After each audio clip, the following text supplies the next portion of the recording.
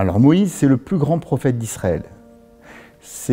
À l'origine, c'était un enfant hébreu qui a été... il y avait un décret terrible. Le Pharaon et les Égyptiens voulaient exterminer le peuple juif lorsqu'ils étaient en Égypte, parce qu'ils avaient quitté la terre d'Israël pour arriver en Égypte à cause de la famine. C'est ce que la Torah nous raconte, la Bible nous raconte. Et donc, ils avaient mis en place une série de persécutions, dont le fait d'exterminer, de tuer tous les petits garçons. Et donc la mère va, entre guillemets, abandonner son fils. Elle va construire un petit berceau, d'ailleurs on appelle ça en français le berceau Moïse.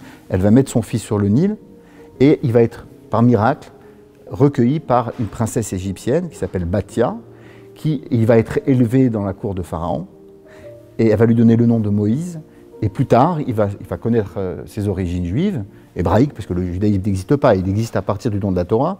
Il va sortir vers ses frères et Dieu va se révéler à lui et va lui transmettre 2 missions. La première, libérer les enfants d'Israël d'Égypte, les faire sortir d'Égypte. Et deuxième mission, recevoir la Torah, puis après entrer en terre d'Israël.